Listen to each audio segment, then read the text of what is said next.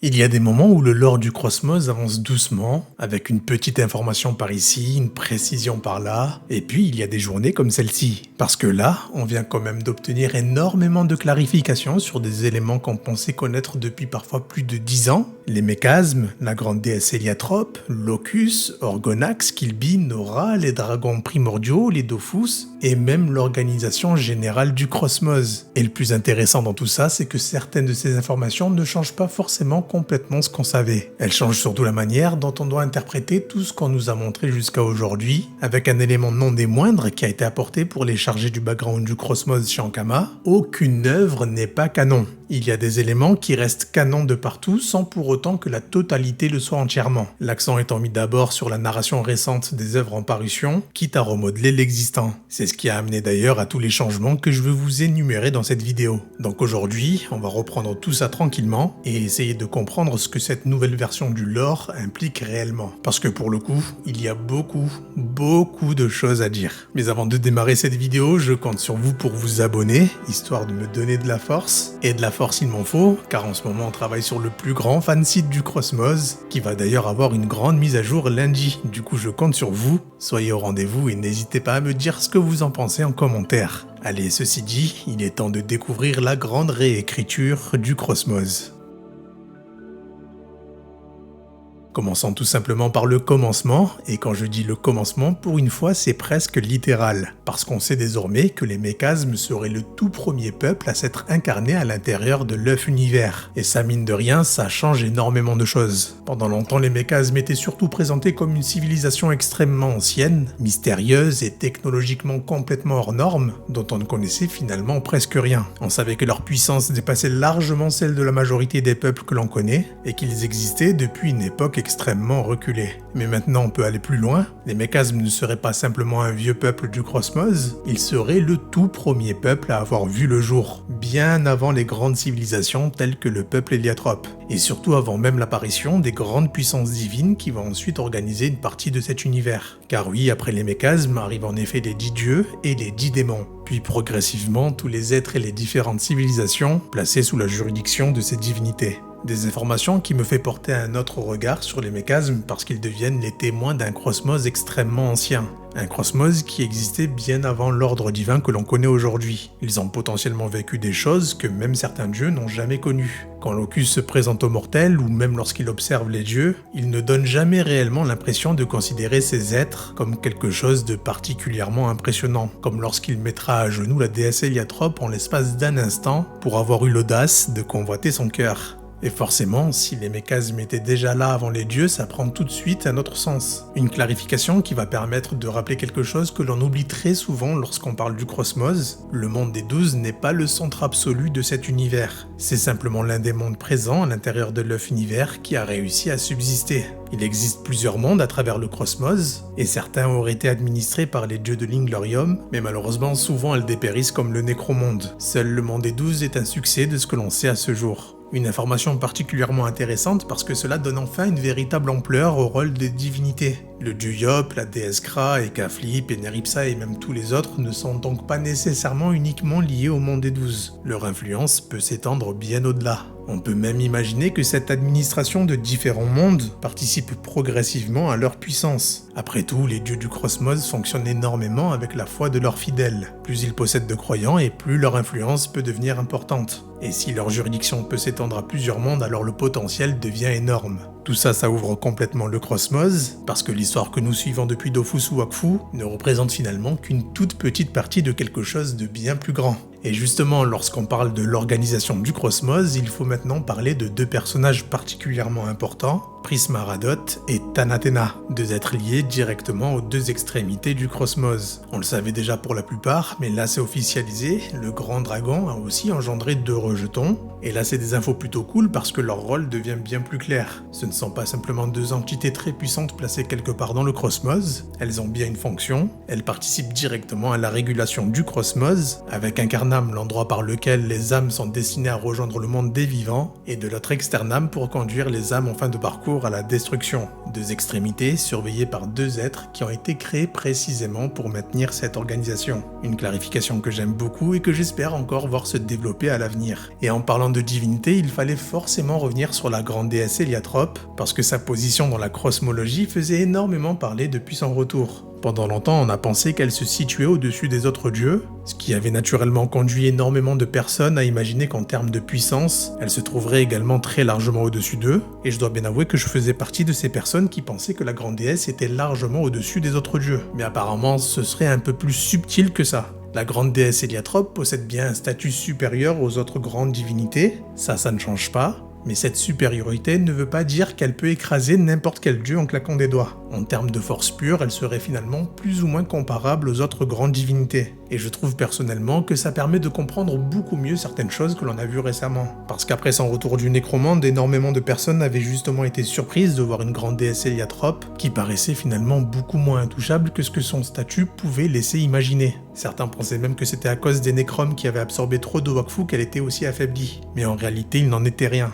On pouvait avoir alors l'impression qu'il y avait une incohérence entre l'importance cosmique qu'on lui attribuait et ce qu'elle était réellement capable de faire. Mais finalement, en fait, non, elle est juste au niveau des autres dieux. Au final, son importance vient surtout de ce qu'elle représente avec la création du cosmos, et pas nécessairement d'une puissance complètement disproportionnée par rapport à toutes les autres divinités. Et ça, c'était une nuance extrêmement importante à apporter qui a été développée dans le live, et c'est vraiment cool qu'Amélie ait pris le temps de nous clarifier ce point. Maintenant qu'on a parlé des mécasmes de la grande déesse, on peut évidemment revenir sur un personnage que vous connaissez très bien si vous suivez la chaîne, Locus. Et là encore, on a obtenu une confirmation énorme, Locus est le patriarche des mécasmes. Un titre qui n'est visiblement pas simplement honorifique, puisqu'il serait à la fois le plus ancien d'entre eux et le plus puissant. Ce qui place quand même définitivement Locus dans une catégorie complètement à part, comme on avait pu le souligner dans la dernière vidéo. On savait déjà que le personnage était monstrueux, son apparition nous avait montré un être capable de manipuler une quantité absolument délirante de Wakfu et de stasis. Son propre cœur, l'héliosphère, possède une puissance tellement importante qu'il devient presque impossible de réellement comprendre jusqu'où elle pourrait aller. Mais désormais, on sait que même parmi les mécasmes, Locus est au sommet. Patriarche du tout premier peuple à s'être incarné dans le cosmos, c'est quand même quelque chose. Ça rend même d'ailleurs les actes et les visions que Locus partage avec Killby encore plus intéressantes. Étant la toute première créature du cosmos, offrir une continuité en cédant son cœur à Killby révèle une symbolique encore plus forte. Au final, qu'est-ce qu'il souhaitait réellement? Ça rend le mystère encore plus palpitant. Et forcément impossible de parler des mécasmes sans revenir sur l'un des plus grands mystères de toute l'histoire des Héliatropes, Orgonax. Pendant des années, l'histoire paraissait relativement simple. Killby voulait voyager et pour alimenter le vaisseau Zenith, il avait besoin d'une source d'énergie absolument gigantesque. Et en voyant à quel point le cœur des mécasmes était puissant, il se serait mis en tête l'idée de dérober le cœur d'Orgonax. Le mécasme, alors fou de rage, aurait alors poursuivi les Héliatropes et provoqué leur destruction. Sauf qu'aujourd'hui, cette version devient un peu plus nuancée. Certes, Orgonax aurait été dupé d'une certaine manière par Killby, mais Killby lui-même ne saurait finalement pas réellement à quel point il l'a dupé, ou si c'était quelque part voulu par Orgonax. Et cette phrase est fascinante, parce qu'elle laisse entendre qu'Orgonax n'était peut-être pas simplement une victime naïve à laquelle Killby aurait réussi à voler son cœur, peut-être qu'une partie de ce qui s'était produit était volontaire, peut-être qu'Orgonax avait compris certaines choses, et peut-être qu'il avait ses propres motivations en poussant les Héliatropes à l'exode. Forcément, après ce que l'on a découvert avec Locus, la question devient encore plus intéressante. Locus a lui-même observé Killby, il a compris sa personnalité, son obsession, et malgré tout cela, après leur confrontation, il finit par lui céder son propre cœur. Donc forcément, c'est difficile de pas établir un parallèle avec Orgonax. Est-ce que Orgonax aurait peut-être fait quelque chose d'un peu similaire? Pour l'instant, on n'a pas de réponse, mais le simple fait que Killby lui-même ne sache pas exactement ce qu'il s'est passé rend cette histoire beaucoup plus passionnante. En revanche, il y a une chose qui est désormais parfaitement claire, Orgonax est bien celui qui a participé directement à la destruction de la civilisation Héliatrope installée sur ce monde, et ça aussi c'était un point qui avait commencé à devenir un peu confus, parce qu'avec les nouvelles informations autour des mécasmes, certaines personnes se demandaient si Orgonax était vraiment celui qui avait provoqué cette catastrophe, ou si d'autres mécasmes étaient finalement responsables. La réponse semble désormais être que les deux éléments peuvent parfaitement coexister. Orgonax est bien l'adversaire majeur des Héliatropes, mais d'autres mécasmes participent également à cette chasse. Et c'est là que Nora entre en scène, et pas qu'un peu. Lors du combat final, Nora va tenter dans un premier temps d'appeler leur mère, sans succès malheureusement. Elle comprendra que quelque chose lui est sûrement arrivé, mais pour le moment il faut réussir à se débarrasser d'Orgonax. C'est pourquoi elle va réunir tout son pouvoir pour provoquer une explosion absolument gigantesque qui va prendre une ampleur qu'elle n'avait pas souhaitée. Une explosion de Wakfu qui va au final complètement ravager le monde. Les mécasmes sont alors frappés et détruits par cette catastrophe, même le monde lui-même en ressort complètement dévasté. Après cette catastrophe et la menace d'Orgonax écartée, Nora va chercher à comprendre ce qui est arrivé à leur mère, grâce au lien qui les unit à leur mère qu'Ephraim est capable de suivre à travers le cosmos. Ils quittent donc le monde et vont errer des millénaires à la recherche de leur mère, la grande déesse Héliatrope. Et là évidemment on se retrouve avec une nouvelle question, parce que tout le monde n'a pas disparu, certains de ses frères sont toujours présents, Phaéris, Grogalora Gran, Chibi, et probablement encore d'autres survivants, ce qui laisse beaucoup de questions en suspens. Comment ont-ils survécu à quelque chose d'aussi violent? Est-ce qu'une autre intervention les a protégés? Pour le moment, c'est encore très mystérieux.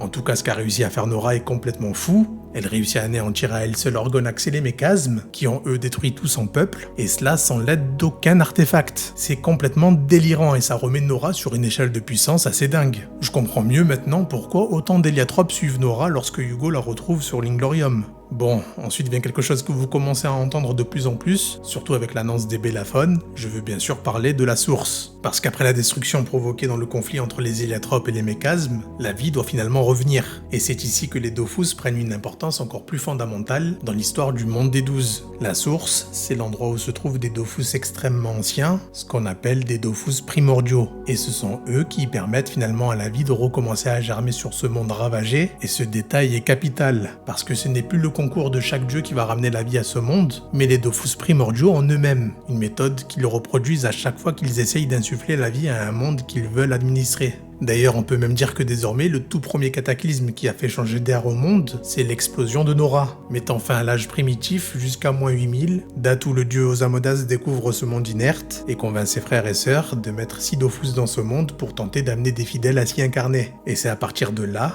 qu'on peut véritablement parler du début de l'âge des Dofus. Au bout d'un moment, ces 6 Dofus vont éclore et vont faire naître les 6 dragons primordiaux. Et justement à ce sujet, là aussi on a obtenu une clarification plutôt intéressante, parce qu'il existait une certaine confusion autour des Dofus primordiaux et de la manière dont ces derniers avaient été pondus. Bon, pour le coup, on sait toujours pas comment les dieux produisent ces Dofus primordiaux, mais on sait qu'une fois que les dragons naissent, ils peuvent de nouveau produire des Dofus identiques en apparence à l'œuf duquel ils sont nés. À la seule différence que ce ne sont pas des Dofus primordiaux, ce seront des Dofus mineurs. Les Dofus primordiaux, eux, sont ceux qui sont à la source, un endroit d'ailleurs qui baigne de Wakfu. Les poupées de Sadida existeront toujours, elles auront une fonction bien plus précise, elles auront pour mission de pousser les dragons primordiaux à pondre leur propre Dofus. Une fois leur mission accomplie et le Dofus du dragon obtenu, elles repartent. Un point qui semblerait avoir son importance dans le futur. En tout cas, ça permet de remettre un peu d'ordre dans tout ça, parce qu'on se retrouve presque avec plusieurs générations et plusieurs catégories de Dofus. Désormais c'est simple, il n'y a que 6 Dofus primordiaux qui sont présents dans la source, et tout le reste c'est considéré comme des Dofus mineurs. C'est pratiquement tout le cosmos qui commence à devenir plus lisible. Les mécasmes apparaissent en premier, puis viennent les 10 dieux et les 10 démons, différents mondes sont placés sous leur juridiction. Prisma Radot et Anathena occupent chacune une extrémité de l'œuf univers et participent directement à son fonctionnement.